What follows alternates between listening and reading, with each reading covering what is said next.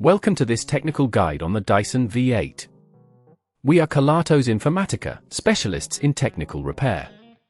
We collect your device from your doorstep, carry out a free diagnosis, and send you a quote before any repair. No phone calls, no trips to the shop. We are based at Calle Joaquín María López 26, Madrid. Convenient, transparent and professional. Link in the description. If you're experiencing issues with your Dyson V8 trigger, you're not alone. This is a common problem that can occur due to wear and tear over time. If left unaddressed, it can lead to further complications, making your vacuum cleaner unusable and ultimately affecting its performance.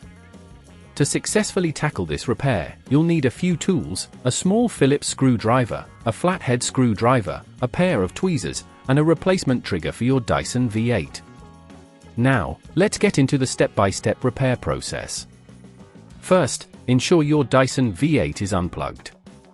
Begin by removing the dust container from the main body. This will give you better access to the trigger mechanism. Next, locate the small screws securing the casing. Using your Phillips screwdriver, carefully unscrew them, ensuring you keep them in a safe place to avoid losing any. Once the screws are removed, gently pry open the casing with your flathead screwdriver. Be cautious not to apply too much force, as you don't want to damage any components inside. With the casing open, you should see the trigger mechanism. The broken trigger is usually visible, and you can identify it by its position within the assembly. Carefully disconnect any cables that might be in the way, using your tweezers to gently pull them free. Take note of how everything is connected, as you'll need to replicate this when you install the new trigger. Once you have access to the trigger, gently lift it out of its housing. Be careful here to avoid damaging surrounding components.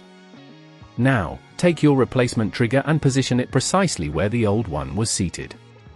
Ensure it fits snugly before reconnecting any cables you previously detached. After the new trigger is in place, it's time to reassemble the vacuum. Close the casing carefully and replace the screws, ensuring they are tightened but not overly so, as this could strip the threads.